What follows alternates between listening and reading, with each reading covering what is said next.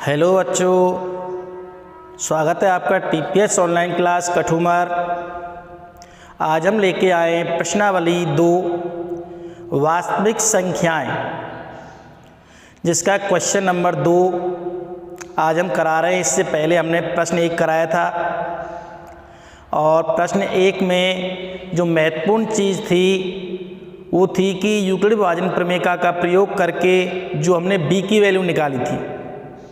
इसी प्रकार जो क्वेश्चन नंबर 2 है उसमें भी हम नज़र डालते हैं। प्रश्न है अपना, यूक्लिड विभाजन प्रमेय का प्रयोग करके दर्शाइए कि धनात्मक पूर्णांकों का घन 9m या 9m+1 या 9m+8 के रूप का होता है। इस प्रश्न के अंतर्गत हमें यूक्लिड विभाजन प्रमेय का प्रयोग करना है। चलो शुरुआत करते हैं प्रश्न की। सबसे पहले जो इस प्रश्न में करना है आपको, धनात्मक पूर्णांकों का घन करना है। किसका घन करना है? धनात्मक पूर्णांकों का। अब हम इस धनात्मक पूर्णांक को फिलहाल तो a मान लेते हैं। हम पहले a के जो मान होंगे, जो धनात्मक पूर्णांक होते हैं उनके जो मान होंगे उनको निकालेंगे। जो भी धनात्मक पूर्णांकों के मान आएंगे फिर उनका हम क्या करेंगे? घन करेंगे। और घन करने पर जो हमें प्राप्त होंगे वो 9m+1 या 9m+8 के रूप की फॉर्म प्राप्त होनी चाहिए। चलो मैं मान लेता हूं, माना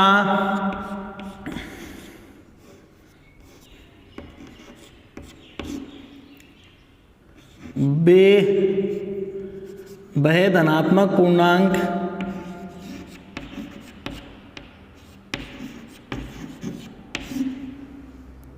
a है।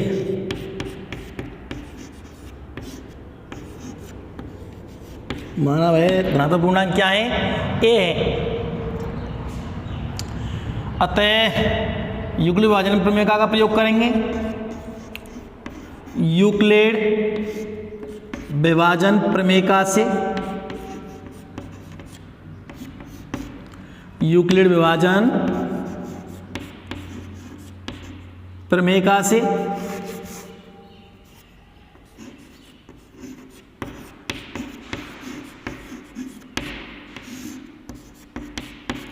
जो होती है a बराबर VQ प्लस में R, जहाँ R की value is greater than equal to 0 and less than V। जो R का मान होता है वो 0 से बड़ा या बराबर और V यानी भाजक से क्या होता है? छोटा। अब जो B है, R का जो मान है वो B से क्या होता है? छोटा होता है। अब हमें B का मान पता होना चाहिए। तो प्रश्न में दे रखे 9m, 9m+1, 9m+8, यहाँ से हम b की वैल्यू निकालेंगे। तो मैंने पहले ही बताया था आपको, जब मैंने यूक्लिड विभाजन प्रमेय को विस्तार से बताया था तो उसमें b की वैल्यू निकालना मैंने बड़े ही आसान तरीके से बताया था आपको कि यदि केवल धनात्मक पूर्णांक के मान दे रखे हैं तो जो मान दे रखा है BQ प्लस R की फॉर्म में जो मान दे रखे हैं उनमें जो B का मान है वही B का मान कहलाता है। यदि ये वर्ग दे रखे होते तो B का मान ऐसा होता जिसमें 9 समाहित हो। यहाँ पे B का मान ऐसा लेना है आपको कि उसके घन में किसका भाग चला जाए? 9 का भाग चला जाए।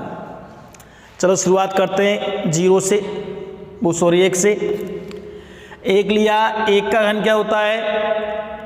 1 में 9 का भाग नहीं जा रहा। 2 लिया, 2 का घन होता है 8 में 9 का भाग नहीं जा रहा। या फिर ऐसे कहें कि 8 के गुणनखंडों में 9 का कोई स्थान नहीं है। फिर मैंने b का मान लिया 3 का घन होता है 27 और 27 में 9 का भाग जा रहा है।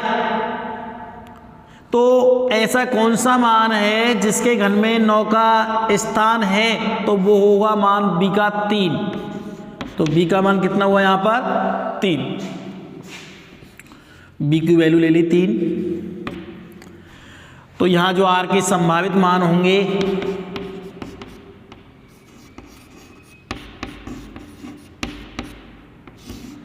आर के संभावित मान बराबर जो आर का मान है वो बी से छोटा है और बी का मान है 3, तो 3 से छोटे कौन कौन से मान होते हैं? 2, 1 और आर का मान 0 के बराबर भी हो सकता है, 0 भी लेंगे यानी 0, 1, 2, 0 ले सकते हैं, 1 ले सकते हैं, 2 ले सकते हैं, 0 या 0 से अधिक, लेकिन बी से छोटा, बी का मान 3 है, 3 से कम कहाँ तक? 2 तक, तो आर के मान हुए 0, 1, 2। अतः जो धनात्मक पूर्णांक प्राप्त होंगे, चूंकि धनात्मक पूर्णांक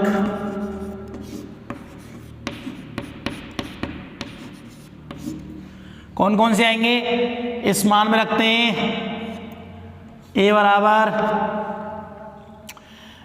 B q plus r, b का मान कितना है 3, क्यू प्लस आर का मान 0 भी ले सकते हैं, 1 भी ले सकते हैं, 2 भी ले सकते हैं। पहले मैं 0 ले लेता हूं, तो यहां पे मैं मान रख रहा हूं बी का मान कितना है 3, क्यू प्लस आर की वैल्यू 0, 1, 2 तीनों हो सकती है, लेकिन पहले मैं 0 ले रहा हूं तो 3 क्यू प्लस 0 होगा ए का मान, या फिर ए का मान 3 क्यू प्लस 1 भी हो सकता है, या फिर ए का मान 3 क्यू प्लस 2 भी हो सकता है। क्योंकि धनात्मक पूर्णांक ए बराबर 3q प्लस 0, ए बराबर 3q प्लस 1, ए बराबर 3q प्लस 2 है। मैं सबको बारी बारी से लेता हूं। मैंने पहली स्थिति फर्स्ट लिया, ए बराबर 3q प्लस 0। एक बार पुनः आते हैं, धनात्मक पूर्णांकों का घन करना है। मैं पहले धनात्मक पूर्णांक निकाल रहा हूं, तो मैंने धनात्मक पूर्णांक को क्या माना था? ए। युगल विभाजन प्रमेयिका का प्रयोग करने की कह रहा है प्रश्न में, तो मैंने युगल विभाजन प्रमेयिका का प्रयोग किया, ए बराबर बी क्यू प्लस आर का मान 0 से बड़ा है बराबर और बी से छोटा। बी का मान हमें प्रश्न से प्राप्त हुआ कितना? 3। तो आर के मान बी से कम होते हैं, तो 3 से कम हुए 0, 1, 2।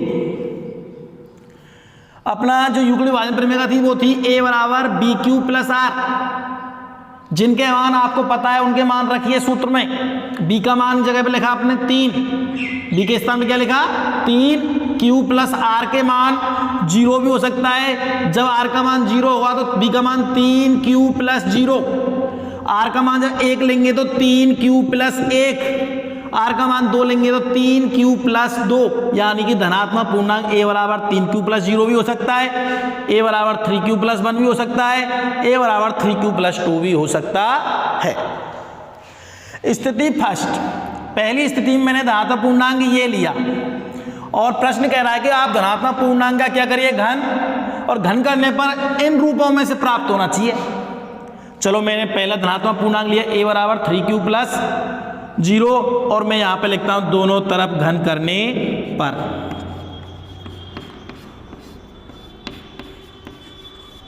दोनों तरफ घन करने पर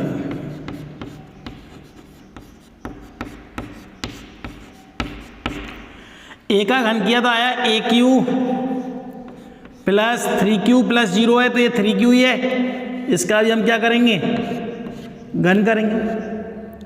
ए क्यू बराबर 3 का घन, किसी भी संख्या का जब घन करते हैं तो उसी स्वयं संख्या का गुना 3 बार किया जाता है। तो 3 का घन करेंगे तो 3 का गुना 3 बार होगा, 3 गुना 3 गुना 3, 3 तिया 9 तिया 27 आएगा। 3 का घन क्या आएगा? 27, और मैं 27 को ऐसे भी लिख सकता हूं क्या? 9 गुना में 3। ये Q का घन है, तो Q का घन भी करेंगे तो ये आ जाएगा Q पे क्यूब, ए क्यू बराबर, ये तो 9 है। इस कंप्लीट संख्या को मुझे 9m के रूप का लेके आना है, यानी कि 9 के मल्टीपल में कोई भी संख्या, 9 के गुणज में कोई भी संख्या होनी चाहिए। तो 9 है और उसके गुना में जो संख्या दे रखी है इसको मैं क्या मान लेता हूं, सपोज करो m मान लिया। क्या मान लिया? m। तो हमें पहली स्थिति से स्पष्ट हुआ कि जो a धनात्मक पूर्णांक माना था हमने, उसका घन 9m के रूप का आ सकता है। यहां m किसको माना है? जहां m बराबर होगा 3 क्यूब पे क्यूब। समीकरण नंबर 1 इसको दे दिया है। अब मैंने ली स्थिति सेकंड।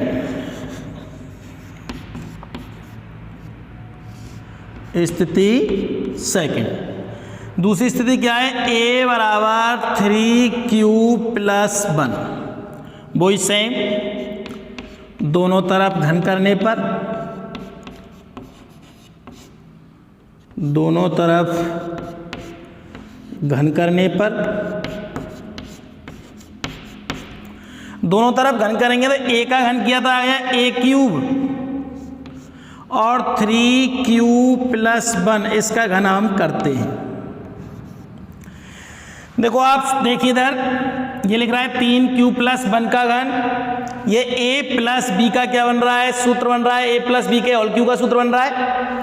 और a प्लस बी का होल क्यूब जो होता है उसका सूत्र जब हम खोलते हैं तो सूत्र में आता है a cube plus 3 a square b plus 3 ab square plus में b क्यूब, प्लस में b क्यूब। a यानी पहली संख्या और b यानी दूसरी संख्या। तो हम पहली संख्या का घन प्लस 3 गुना पहली संख्या का स्क्वायर इंटू दूसरी संख्या प्लस 3 इंटू पहली संख्या इंटू दूसरी संख्या का स्क्वायर प्लस में दूसरी संख्या का होल क्यूब। अब हम जो a का मान है वो तो कितना है यार? 3 क्यूब। a का मान कितना है? 3 क्यूब। और b का मान है 1। b का मान कितना है? 1। आप इस सूत्र में रख के देखिए, a क्यूब, a का मान है 3 क्यूब का घन करेंगे प्लस 3 a स्क्वायर यानी कि 3 क्यू का स्क्वायर। b का मान कितना है? 1 प्लस 3 ab स्क्वायर यानी 3 a का मान कितना है? 3 क्यू और b स्क्वायर यानी 1 का स्क्वायर प्लस में b का क्यू यानी 1 का क्यूब। खोलते हैं 3 क्यू का घन करेंगे तो यह आएगा 27 क्यूब पे क्यूब प्लस ये 3 क्यू का वर्ग करेंगे तो यह आएगा 9 क्यू स्क्वायर और 9 क्यू स्क्वायर गुना 3 से करेंगे तो 27 क्यू स्क्वायर और इसका गुना 1 से करेंगे तो ये भी आएगा 27 क्यू स्क्वायर। 1 का वर्ग होता है 1, उसका गुना 3 क्यू से किया 3 क्यू, 3 क्यू का गुना 3 से करेंगे तो ये आएगा 9 क्यू प्लस 1 का घन, किसी भी संख्या घन करते हैं तो उसका गुना 3 बार होता है, अर्थात 1 गुना 1 गुना 1 करेंगे तो आएगा 1, यानी कि a क्यूब प्लस इसको a प्लस बी के होल क्यूब से खोलेंगे तो ये आएगा निकल के 27 क्यू पे क्यू प्लस 27 क्यू स्क्वायर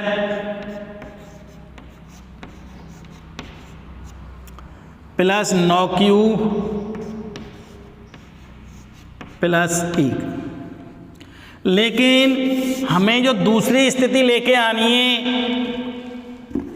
उस दूसरी स्थिति में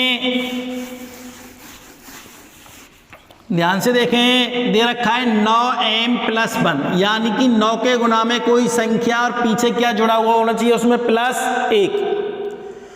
तो पीछे प्लस 1 तो है लेकिन बाकी जो है इसमें 9 का गुना यानी 9 निकालना है बाहर, तो ये आएगा a क्यूब बराबर 9 कॉमन ले लिए तीनों में से, इसमें बच गया 3 क्यू पे Q plus 3 Q square plus Q और प्लस में 1। ए क्यू बराबर 9, इस कंप्लीट कोष्टक वाली संख्या को मैं मान लेता हूं m प्लस 1, समीकरण नंबर दे दिया इसको 2। तो यहां भी हमें प्राप्त हुआ कि ए क्या माना था अपन ने, धनात्मक पूर्णांक, और धनात्मक पूर्णांक का जो घन है वो आया है 9m प्लस 1 के रूप का। m किसको माना है लिख देते हैं, जहां m बराबर 3q पे q plus 3q square plus में q, इसको अपन ने m माना है। और अपनी तीसरी स्थिति है स्थिति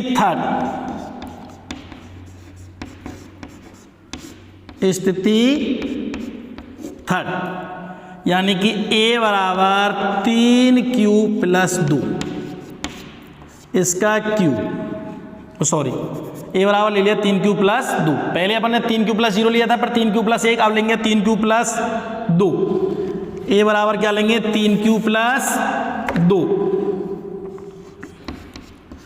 वही सेम जैसा पहले किया था आपने। घन करने पर दोनों तरफ घन करते हैं, घन करने पर घन करेंगे तो a का घन कितना आएगा, ए क्यू बराबर 3q प्लस 2 का भी घन करेंगे, एक बार मैं दर्शा देता हूं होल क्यूब से। ए क्यू बराबर 3q प्लस 2 का घन करेंगे तो वही सूत्र लाएंगे, सूत्र का हल होगा a cube plus 3 a square b plus 3 a b square plus b cube. A cube यानी 3q का q करेंगे तो ये आएगा 27q पे q प्लस ए स्क्वायर, यानी 3q का स्क्वायर होता है 9q स्क्वायर, उसका गुना b से होगा यानी 2 से, तो ये आएगा 9 दूनी 18q स्क्वायर, और उसको गुना 3 से करेंगे तो ये आएगा 54q square plus 3ab square. 3a का मान कितना है, 3a का मान है कितना 3q, और b स्क्वायर का मान है 2 यानी 2 का स्क्वायर। तो यहां से प्राप्त हुआ 2 का वर्ग हो गया 4, 4 गुना 3 से किया 12, 12 किया 36 और q, ये आ गया 36q प्लस 2 का घन करेंगे अंत में, 2 का घन bq, 2 का घन होता है कितना 8।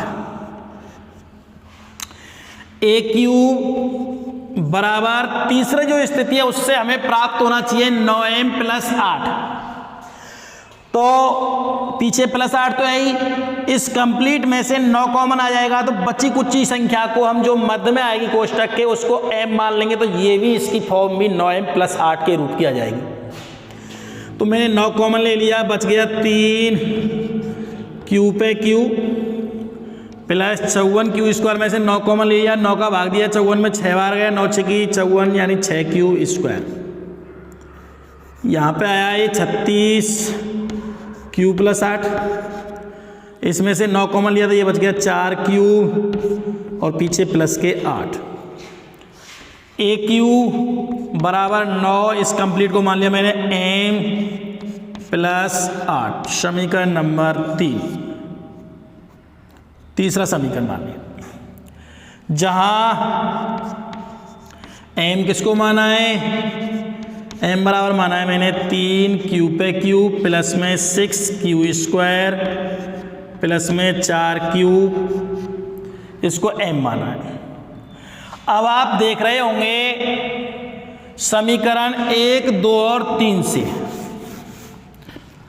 आप देख रहे होंगे समीकरण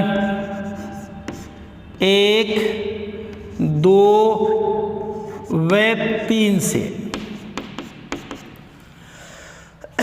एक समीकरण जो है वो है a मतलब धनात्मक पूर्णांक का घन 9m, दूसरा समीकरण a यानी धनात्मक पूर्णांक का घन 9m प्लस 1, या भी ए क्यू यानी धनात्मक पूर्णांक का घन 9m प्लस 8। तो आपको स्पष्ट हो गया होगा कि धनात्मक पूर्णांक का जो घन आता है वो या तो 9m आता है, या 9m प्लस 1 के रूप का आता है, या 9m प्लस 8 के रूप का आता है। तो हम कह सकते हैं कि अतः धनात्मक पूर्णांक का घन, अतः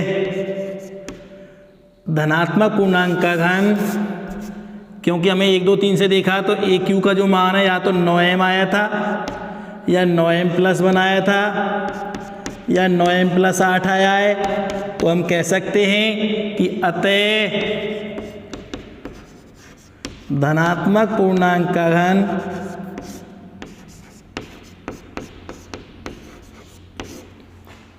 का 9m या 9m+1 या 9m+8 के रूप का होता है,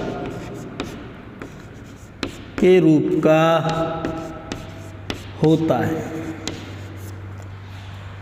तो आपको प्रश्न समझ में आया होगा। इसके बाद जो नेक्स्ट क्वेश्चन है वो देखिए ध्यान से।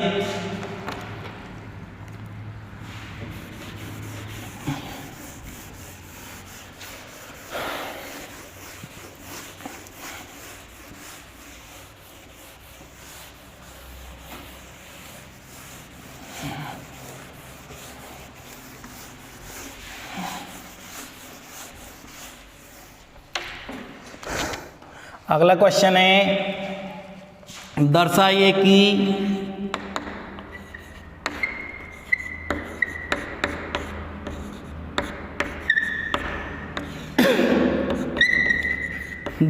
कि विषम धनात्मक पूर्णांक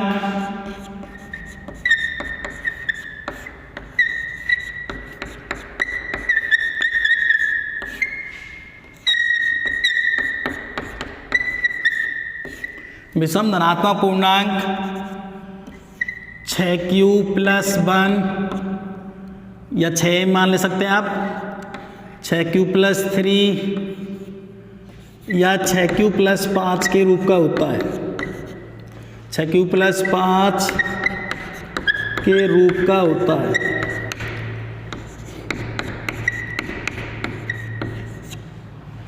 देखिए कोई भी विषम धनात्मक पूर्णांक है वो 6q+1 या 6q+3 या 6q+5 के रूप का होता है, ये हमें सिद्ध करना है। ध्यान से देखें, आप देख रहे होंगे कि इस प्रश्न के अंतर्गत केवल धनात्मक पूर्णांक कह रहा है, और यदि मैं इसकी BQ+R से तुलना करूं 6q+1 की, तो Q से QR का मान 1 और B का मान कितना आ रहा है यहाँ पे 6, तो यहाँ B के मान होगा 6। तो मैं सबसे पहले धनात्मक पूर्णांक को A मान लेता हूँ, माना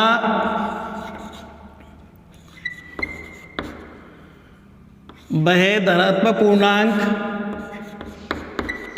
माना वह धनात्मक पूर्णांक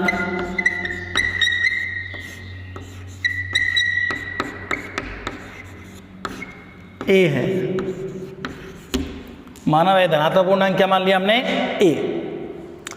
यूक्लिड विभाजन प्रमेय का प्रयोग करते हैं।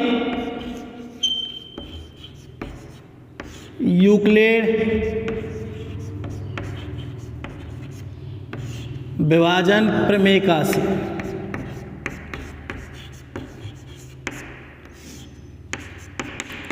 जो होती है अपनी A बराबर VQ+R, R की जो वैल्यू है वो 0 से बड़ी या बराबर और B से छोटी, अर्थात R is greater than equal to 0 and less than B। B की वैल्यू आपको पता चली गया कितनी है 6, और R के जो संभावित मान आएंगे वो आपके B से कम होंगे, अर्थात 6 से कम होंगे, और 6 से कम जो मान होंगे वो होंगे 0, 1, 2, 3, 4 और 5। R का जो मान है वो B से कम, B का मान 6 से कम क्या आएंगे 0, 1, 2, 3, 4, 5, 0 भी हो सकता है, 0 के बराबर है R का मान तो 0 भी हो सकता है, 0 से बड़ा यानी 1, 2, 3, 4, 5, लेकिन 6 से छोटा। B का मान 6 है तो 6 से कम कहाँ तक होंगे 5 तक। चलो हम फिर उसी सूत्र का प्रयोग करेंगे और r के प्रत्येक मान को हम बारी बारी से लेंगे। सबसे पहले मैंने r का मान लिया 0, r बराबर 0 लेने पर r बराबर 0 लिया तो जो धनात्मक पूर्णांक a का मान है वो आएगा a बराबर b का मान कितना है 6q प्लस r का मान कितना है 0 लिया है आपने पहली बार में तो 6q प्लस 1, समीकरण नंबर क्या दे दिया इसको 1।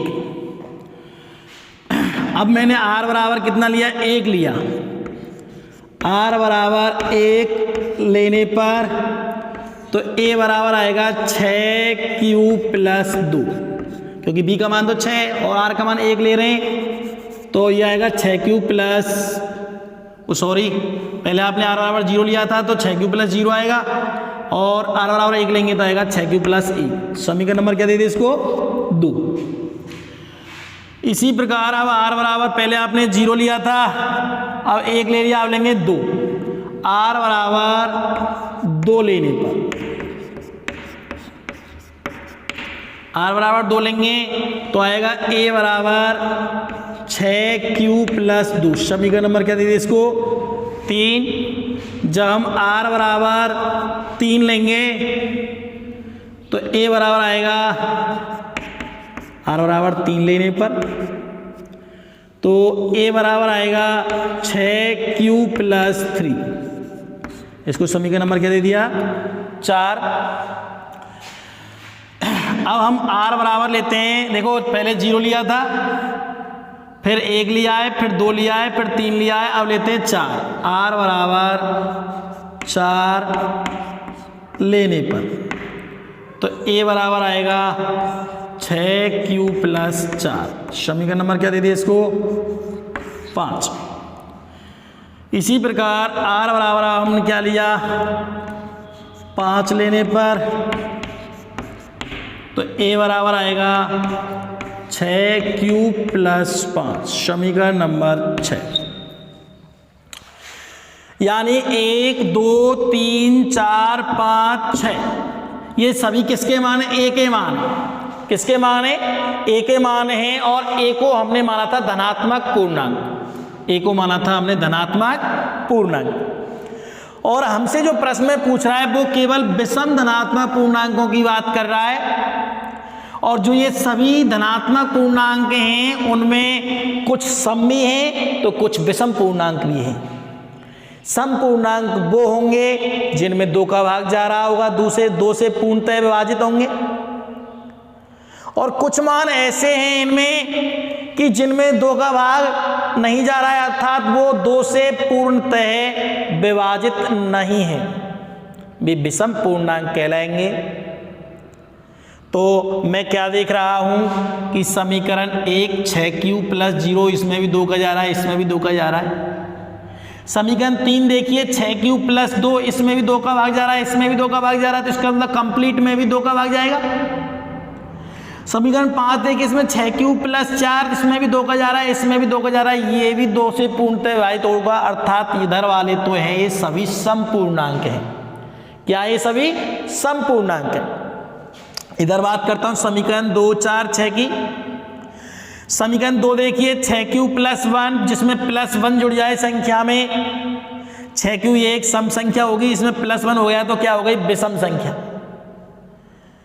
6 में 2 का जा रहा है, 1 में नहीं जा रहा है, तो कंप्लीट में भी 2 का नहीं जा रहा है, तो ये विषम संख्या है। यहाँ भी 6q प्लस 3 है, इसमें 2 का जा रहा है, इसमें नहीं जा रहा है, तो इस कंप्लीट में भी 2 का नहीं जाएगा। ये कैसी संख्या है विषम संख्या है। और 6q प्लस 5 ये भी विषम संख्या है क्योंकि समीकरण 2 4 6 ये तीनों ही समीकरण 2 से पूर्णतः विभाजित नहीं है। तो 2 से पूर्णतः विभाजित नहीं होंगे तो ये कैसे पूर्णांक होंगे, धनात्मक विषम पूर्णांक होंगे।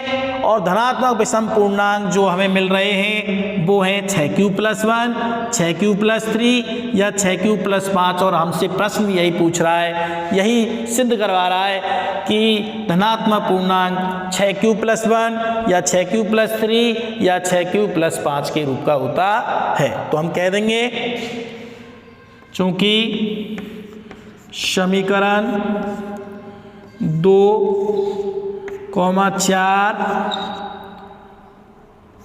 6 विषम पूर्णांक हैं,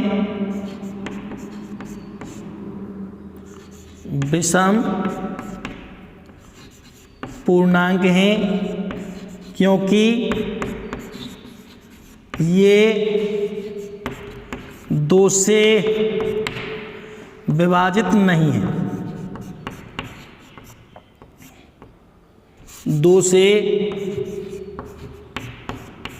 पूर्णतः विभाज्य नहीं है, विभाज्य नहीं है। तो 2, 4, 6 कैसे पूर्णांक हैं? विषम पूर्णांक हैं। तो हम कह सकते हैं कि अतः धनात्मक विषम पूर्णांक